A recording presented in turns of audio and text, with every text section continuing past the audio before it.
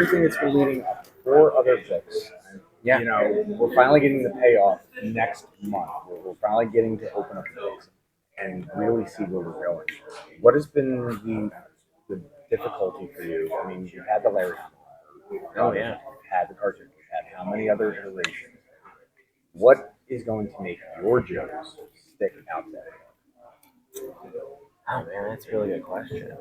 I mean, You wanted me to go everybody's first? no, I'm sorry, no. I mean, I feel like obviously we're approaching it from a very different point of view, right? The fact that the part of the origin point is the Transformers, right? I mean, I think it's like, I always feel like storytelling sometimes is like you're looking at this giant pool, right? You're looking at this giant pond, and then every once in a while you gotta throw rocks in that pond, and then you see where those ripples go and how it changes the story and changes the world.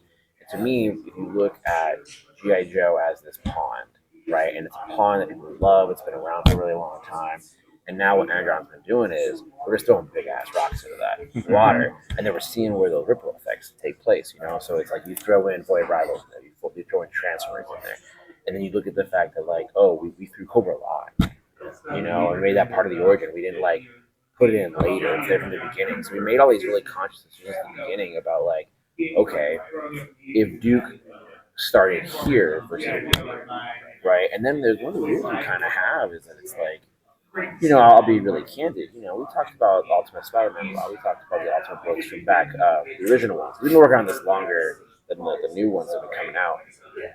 But it was like we look at those a lot and being like, okay, if we're gonna do this, we don't want to start with just like boom, Cobra and JoJo fighting day one. It's like we want to show a story further. And even with JoJo #1 coming out, it's gonna be a while. Because even when you said you were like, oh, it's like it's all coming together, and I'm like, I feel like we're still at the beginning. No, We're still very at the beginning, and so it's like it's gonna be a long time before you see those. When you look at like the first episode of the cartoon, the way that cartoon was, where it's so established, JoJo versus Cobra, it's gonna be a long time before we really get to that. Like when these characters are meeting for the first time, and it's not gonna be like, it's gonna be a minute before any of them even see Cobra. I think all these little steps we're taking, it's gonna make it separate. No disrespect to anybody else. I mean, you look at the Transformers book, and it's like there is no Transformers book you can point to that looks like what Daniel Ryan Johnson did. Like that book was amazing. And it's no disrespect to anything before, but you can clearly tell just from looking at that it's something different, new and modern. And I think that's what we're still trying to bring in with GI Joe. Yeah. It is. There's a visual component too, to make everything stand out because there's so much great art from like the toy packaging to the comics to the TV shows and stuff. So to create like a visual identity for GI Joe in this like universe is a fun challenge, and just like draw things maybe the way you wouldn't have seen them drawn before. Just come up with fun new takes that people may like, people may not like. You never know. I don't agree with those. I enjoy bouncing back and forth. Yeah. But that's gonna be Larry. I mean, Larry knows that's in his soul. That's a whole other ballgame. I don't even try. Larry's the master. Yeah, exactly. It's a whole other thing. So when it comes to, I always like to, because we're going to get the story eventually, and what I like to know is the beginnings. So when researching this and going back, I know as I would as a child playing with my GI Joe figures and stuff like that. How much influence does your past have with these figures and the cartoons and everything? And how much of that do you say this is what I would have done and put it into the story, or do you try to stay away from what you personally would do as a kid with everything? So I loved GI Joe as a kid, and so there's a lot of thoughts I had about it. And even before I had this job, so a long time ago, I had a notebook. It was literally just GI Joe ideas, just thoughts, and there were little things that bugged me because I was always like, all of Cobra hates Cobra Commander, but they follow him. Why? Like they really hate him, but they do what he says. I don't understand. And I was always looking at that, and there was little stuff. Or even when I was watching the first couple minis again, the first 2 minis, and then I started watching the series again. And I was like, this is so crazy that it's like, oh, it's GI Joe versus Cobra. They defeat them. And it was GI Joe versus Cobra again. They defeat them. And it was like GI Joe versus Cobra again. And then by the time Dreadnoughts come in, they were working for Cobra, and I was like, I kind of wish that Cobra had been off the table for a little bit, and it was the Dreadnoughts, right? And then I started doing the math in my head. I'm like, it's interesting because Cobra is made up of multiple factions, right? And I was like, what if we kept them separate for a while, and then show how it came together, show how Cobra Commander was able to manipulate these people to follow him, right? Like, why? Because those are thoughts I had a long time ago. So you have that. Plus, there were toys I loved. Like Mercer was one of my favorites as a kid. I thought a really interesting backstory where he was a Cobra Viper who defected to G.I. Joes. So when Macroids called me, and I've known them for such a long time, and we knew they were doing this. Macroids and I were talking through it, and he was like, "Did you ever do a license book again?" And I was like, "No, I'm done. I would never do that again, except for G.I. Joe." And he was like, "Oh, interesting," And so we started talking more and more about it. And thankfully, I basically throw my ideas on the table. All the toys I wanted to play with, all this, I was like, "Here you go. This is where I'm thinking. This is where my head's at." And thankfully, it aligned with the stuff that they wanted to do too. So. No, all the stuff that I was thinking about back then, like, we're using it. All the ideas I had, we're using it. All these little things that bugged me or things I wanted to explore, I wanted to be fleshed out. But that Mercer thing is interesting because Mercer, the fact that he was a Cobra defected, we never got to see that. By the time we met him, he was already with G.I. Joe, and I'm like, no, that's a story. That's interesting. Let's really show that. Let's start from over there. But the funny thing now is, there's so much what we're trying to do is trying to not do the obvious and do things unexpected. We may not ever see Mercer defect because that would be obvious, right? So how do I do that differently now? How do I make it unexpected? How do I do differently with it? So, we put all that stuff has gone in there. I definitely have not been shying away because again, there was a moment really on. We were talking about Cobra Commander's mask, the silver mask and the helmet, and at one point we were talking about changing it. And I remember in this meeting with them, and I was like, why are we changing this? We all love this. It's so iconic. We all loved it as kids. We're going to love it as adults. Leave it alone, So in my design process, I played with a new helmet and stuff for Cobra Commander. I played with a few different variations, and I just kept looking at the classic one. And I was like, that's just so cool. I can't get rid of that. It's his identifying, like, I feel like most people on the planet know what he looks like. He's an iconic character, so. I have that helmet in my office, and that brings people in. That's like if he changes look completely, it might not have the same impact. So. You got Matt. Speaking of throwing big rocks in the pond, why are you letting Snake Eyes and Storm Shadow breathe and delaying them? Well, Storm Shadow was in Scarlet. Okay. He was in there, but who's Snake Eyes? Who's Snake Eyes? I'll say this, and I said this up at a panel earlier. Everyone keeps asking me where Snake Eyes is at. Where's Snake Eyes at? I'm selling drawings downstairs in Artist Alley, and I brought a Snake Eyes drawing. Nobody's bought it. Oh, really? Robert, when we were in the eBay Live thing, Robert said that if no one goes down his table and buys that Snake Eyes drawing, then we will never put Snake Eyes in the book. So we're gonna see what happens. Maybe we just don't need it. And there's have you had a shipwreck picture to sell yet? Oh no, I only draw him for fun. I got to tell you my shipwreck right now. I knew Of course. last night. Yes. But listen. Again, we want to do things that are unexpected and not the obvious, and that means pushing some stuff back because it's like Robert is very much. I mean, look at everything we've done. It's like Transformers appearing in Void Rivals, starting with Duke and Cobra Commander, not starting with G.I. Joe. It's like we could do the obvious thing. We could do the things everyone before us has done and really like double down on. Or this goes to the thing about how we can do this our way. And what we've been doing is trying to not do the obvious and the unexpected. And a lot of people will probably start with some obvious characters, and we decide not to. Oh, so me.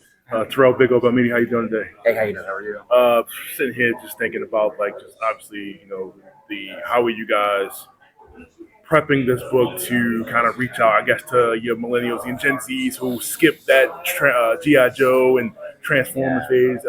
What do you get? I hear you talk about a lot of modernization of what you're doing to the book, but are you putting anything in there to kind of grasp those audiences, or you just kind of just making it and see who buys it? I think I feel like good storytelling is generational. Right? Everybody will love good storytelling. So it's I'm not trying to appeal to the kids. I feel like you will lose the moment you do that. You just got to tell a good story, a story you feel passionate about.